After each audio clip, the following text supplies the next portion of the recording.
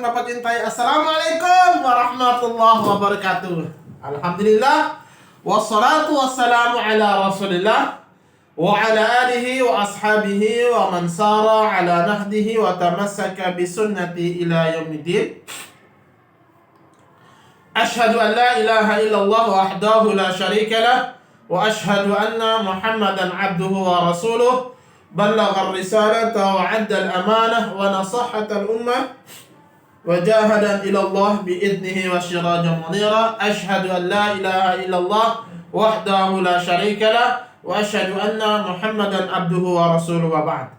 Anak-anakku sekalian yang Bapak cintai, yang Bapak banggakan, anak-anak para rahmat yang baik, yang saleh maupun yang salehah, mudah-mudahan selalu senantiasa dalam bimbingan Allah Subhanahu wa taala. Puji dan syukur, marilah sama-sama kita panjatkan kehadirat Allah Subhanahu wa taala atas segala limpahan nikmat yang Allah berikan kepada kita semua, sehingga anak-anakku sekalian kita bisa beraktivitas di pagi hari ini.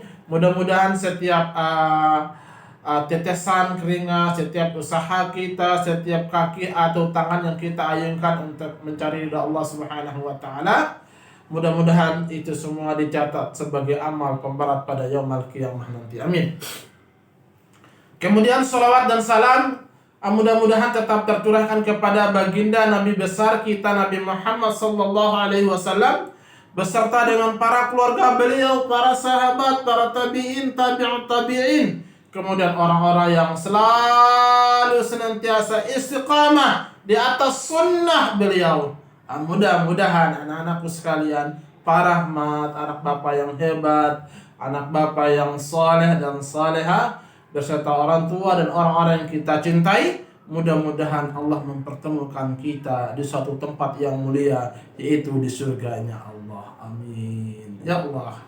Baik anak-anakku sekalian, para rahmat ingin membahas kelanjutan pembahasan kita di hari Senin kemarin. Di buku Mapel PAI Pendidikan Agama Islam, kita masuk pada pembahasan tentang gerakan sholat. Ya, kita masuk pada pembahasan gerakan sholat. Ataupun anak-anakku sekalian bisa melihat YouTube Pak Rahmat di gerakan sholat sekitar 2-3 tahun yang lalu. Untuk anak-anak Pak Rahmat yang sekarang kelas 6 ya, itu ada video gerakan sholat dan praktek sholat sudah Pak Rahmat upload di YouTube Pak Rahmat. Mungkin teman-teman biasa melihat di situ, atau mungkin nanti bisa kita praktek saat teman-teman akan masuk PTM sekolah nanti, baru kita akan praktek gerakan sholat yang sesuai diajarkan oleh baginda Rasulullah SAW.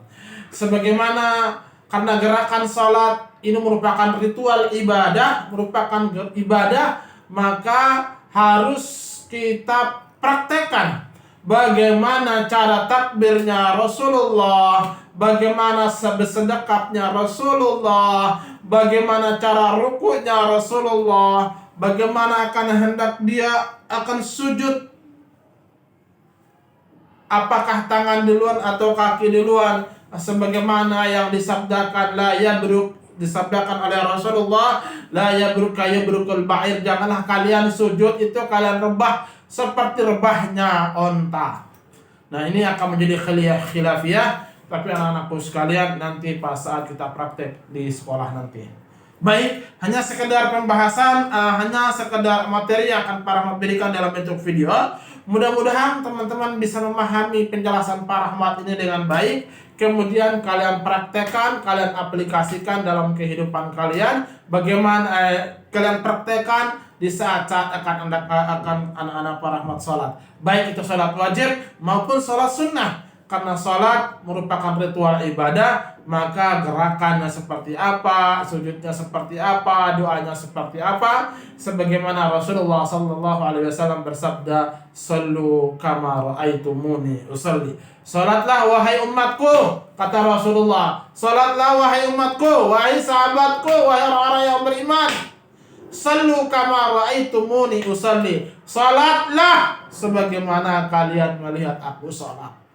Bagaimana ruku, bagaimana sujud dan seterusnya. Terkadang sebagian kita tidak memahami dengan baik bagaimana ritual ibadah sholat itu sendiri. Ada yang sholatnya takbirnya seperti mengangkat bendera merah, seperti mengangkat bendera kuning, angkat tangan setinggi-tingginya, Allahu Akbar. Ada yang demikian, ada. Atau mungkin ada yang tangannya bukan sedekap di dada, tapi sedekapnya di pinggang. Ini kakek kita dulu di zaman Belanda. Ketika mereka sholat, mereka tangannya bukan di dada, tapi di pinggang. Allahu Akbar. Apa anak-anakku sekalian? Pak Rahmat berhusnuzon kepada pahlawan kita, orang-orang yang sudah membela negara kita, sehingga kita saat ini bisa menikmati hidup tentram, damai, tidak seperti daerah-daerah atau negara-negara yang lain yang hidupnya penuh dengan ketakutan. Nah, nenek kakek kita dulu sholat tangannya di pinggang. Di pinggang itu dulunya tuh ada golok, ada pedang di sini. Allahu Akbar. Ketika sholat ada penjahat, ada pasukan Belanda yang lewat penjajah, angkat pedangnya, sholatnya dibatalkan. Apa? Demi menyelamatkan dirinya. Nah, kalau sekarang kan tidak, maka kembalikan kepada asalnya, letakkan di atas dada, Allahu Akbar, tangan kiri, tangan kanan di atas tangan kiri di atas tangan kanan. Disedekap. Bisa begini, ya, bisa begini, atau bisa dipegang, digenggamin, taruh di atas dada. Jangan taruh di perut. Allahu Akbar, ya. Sebagian kalau kita lihat orang sholat, tangannya bukan di dada, tapi di perut. Allahu Akbar. Nah, ini tidak boleh. Atau ada juga yang seperti orang kedinginan di atas dada. Allahu Akbar. Disedekap seperti ini, ya. Seolah-olah seperti dia kedinginan. Kalau dia kedinginan mungkin wajar. Tapi kalau tidak, maka anak-anakku sekalian, itu menyelisihi sunnah yang diajarkan oleh Rasulullah SAW, sebagaimana beliau mengatakan, "Sallu kama ra'aitumuni usolli." Salatlah sebagaimana kalian, wahai sahabatku, wahai umatku, wahai orang-orang yang beriman, seperti aku sholat. Oleh karena itu, ibadah harus perlu ada keterangan dalil. Ibadah harus ada nas yang menganjurkan. Karena dalam ilmu usul, dalam agama kita diajarkan al-aslu fil ibadah hurmah. Pada asalnya ibadah itu adalah haram, kecuali ada dalil yang datang menerangkan kebolehan ibadah tersebut. Jadi anak-anakku sekalian, begitu juga dengan sholat. Ada orang yang sholat tetapi tidak niat kepada Allah. Dia sholat kepada patungnya. Dia sholat supaya mendapatkan ilham, mendapatkan kekebalan tubuh sebagai bentuk syarat dia. Suatu ritual dibacakan sekian dan sekian, kemudian sholat sekian dan seterusnya. Seperti ada namanya istilah sholat taubat, ya. Kemudian sholat-sholat yang lain yang tidak dianjurkan oleh baginda Rasulullah SAW.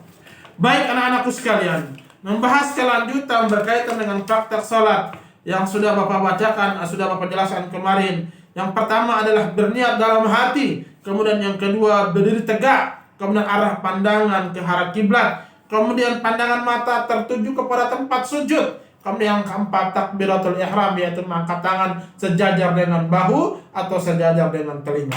Kemudian terakhir bersedekap tangan kanan di atas tangan kiri. Kemudian yang keenam membaca salah satu doa iftitah, subhanakallahumma wa bihamdika wa tabarakasmuka wa ta'ala jadduka wa la ilaha illa ghairuk. Atau dengan iftitah yang lain, Allahu Akbar kabira walhamdulillahi katsira wa subhanallahi bukratan wa asila. Atau dengan doa yang lain, Allahumma ba'id baini wa baina khataayaya kama ba'adta bainal masyriq wal maghrib. Allahumma naqi min khataayaya kama yunaqqa thawbul abyad min ad-danas. Kemudian Allahumma ghsilni khataayaya bithaldi wal ma'i wal barad, dan seterusnya. Anak-anakku sekalian, boleh kita pilih salah satu doa iftitah tersebut. Boleh kita pilih yang pertama, kedua, dan yang ketiga, dan seterusnya. Kemudian yang tujuh adalah membaca ta'awudz. Ini tentunya baca dalam hati. A'udzubillahi minasyaitonirrajim. Aku berlindung daripada godaan syaitan yang terkutuk. Kenapa? Karena dalam sholat biasanya imam sudah ketika melaksanakan sholat wajib, sholat berjamaah, biasanya imam mengatakan sufufakum, lurus dan rapatkan saf, jangan sampai ada celah yang kosong. Maksudnya adalah apa? Supaya jangan sampai dalam ibadah sholat kita tidak khusyuk disebabkan diganggunya oleh syaitan. Kemudian yang ke-8 adalah membaca surah Al-Fatihah. Dalam sholat hukumnya wajib membaca surah Al-Fatihah. Apabila tidak kita membaca surah Al-Fatihah, maka salat kita tidak sah atau salat kita menjadi batal. Menjadi salat kita menjadi batal. A'udzu billahi minasyaitonir rajim. Bismillahirrahmanirrahim. Alhamdulillahi rabbil alamin. Arrahmanir rahim. Maliki yaumiddin. إياك نعبد وإياك نستعين اهدنا الصراط المستقيم صراط الذين أنعمت عليهم غير المغضوب عليهم ولا الضالين. Maka makmum yang mendengarkan sambil mengucapkan amin. Kemudian yang 10 adalah membaca ayat atau surah pilihan yang dihafal. Misalnya dibaca Al-Fatihah selesai, dia lanjut dengan Al-Qul huwallahu ahad, Al-Ikhlas, atau di masyarakat dikenal dengan surat Qul, kemudian Qul a'udzu birabbin nas, kenal dengan Al-Falaq, An-Nas, atau surat yang paling mudah dihafal. Itu yang dibaca dalam ibadah salatnya. Kemudian yang bagian 2, ruku dan i'tidal. Ya.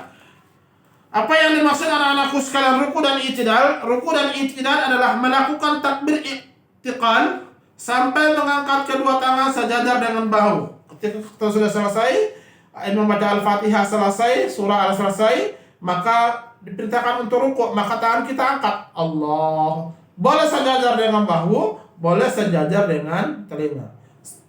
Kemudian ruku. Kemudian tangan kita menggenggam lutut kita, ya. Lutut kita itu dipegang. Di apa namanya? Ini lutut pegang. Bukan begini letak di atas lutut, tidak, tapi dipegang, digenggam lutut kita. Ya. Kemudian membungkukkan badan, harus lurus, kepala tetap fokus ke depan, melihat tempat sujud, seolah-olah kata Nabi SAW, kata para ulama, ditaruh air di atas punggung kita, maka air itu tidak akan tumpah, rata, ya.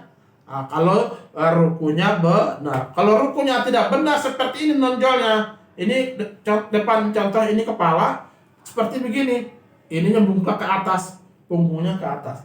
Kalau dia kepalanya lurus, maka badan juga lurus. Dia taruh disimpan air di atas, maka airnya tidak akan tumpah. Kemudian anak-anakku sekalian sambil membaca Subhana Rabbiyal Azim. Subhana Rabbiyal Azim. Sunnahnya wajibnya 3 kali, sunnahnya 3 kali. Ya. Kemudian yang keempat, bangkit dari ruku sambil mengucapkan Sami Allahu liman hamida. Rabbana, kemudian baca doa, Rabbana walakal hamd, hamdan katsiran tayyiban mubarakan fi. Ya. Kemudian yang kelima, mengangkat badan dan kepala hingga tegak kembali, ya. Jadi ketika dari ruku, Sami Allahu liman, harus tegak, tenang sebentar, ya. Namanya kalau dalam kita belajar salat sifat salat Nabi oleh Syekh Albani rahimahullahu taala adalah mendiamkan sebentar supaya tulang-tulang itu kembali kepada posisinya, ya. Jangan sampai salat kita seperti patok ayam, Allahu Akbar, Allahu Akbar, Allahu Akbar, dan seterusnya, ya. Bahkan sebentar lagi kita akan masuk bulan Ramadan. Para suka melihat suatu video di daerah Jawa yang salat salat tarawihnya itu 23 rakaat hanya 7 menit. Ya, bayangkan hanya 7 menit. Allahu Akbar dalin. Dalin. Seperti itu ada. Apakah itu yang diajarkan baginda Rasul? Tentu anak-anakku sekalian tidak. Salat itu dibutuh ketenangan, butuh tenang, ya, tumanina untuk menghadap Allah, karena kita menghadap Allah. Kemudian yang terakhir, menjulurkan kedua tangan sampai badan, boleh juga kembali bersedekah. Nah, Boleh khilafnya para ulama. Ketika kita bangun dari ruku, sami Allahu liman hamidah, apakah bersedekap? Boleh. Apakah dia lepas lagi ke bawah? Itu pun boleh, ya. Kemudian sambil membaca Rabbana walakal hamd hamdan katsiran tayyiban mubarakan fi. Insyaallah taala anak-anakku sekalian, apabila salat sudah kita lakukan dengan benar sesuai dengan dituntunan baginda Rasulullah sallallahu alaihi wasallam, insyaallah salat kita akan diterima, karena syarat sah diterimanya suatu ibadah yang pertama adalah ikhlas, yang kedua adalah ittiba, mengikuti petunjuk Nabi sallallahu alaihi wasallam. Sementara salat sebagaimana yang disabdakan oleh Rasulullah, sallu kama ra'aitumuni usalli. Salatlah wahai sahabatku, salatlah wahai umatku, salatlah wahai orang-orang yang beriman seperti aku salat. Mudah-mudahan ibadah salat yang sudah kita kerjakan, yang sudah kita lakukan sesuai dengan tuntunan Rasul, mudah-mudahan dibalas oleh Allah Subhanahu wa taala dengan pahala yang berlipat ganda. Baik anak-anakku sekalian, karena salat ini pembahasannya panjang lebar, insyaallah pekan berikutnya kita akan praktek di kelas. Kalau ketika teman-teman sudah PTN, insyaallah masuk pembahasan berkaitan dengan sujud, kemudian ruku, tahiyat awal, duduk iftirash dan seterusnya, insyaallah kita bahas di lain waktu. Sekian saja penjelasan Pak Ahmad. Kita baca doa kafaratul majlis. Subhanakallahumma wa bihamdika asyhadu an la ilaha illa anta astaghfiruka wa atubu ilaik. Assalamualaikum warahmatullahi wabarakatuh.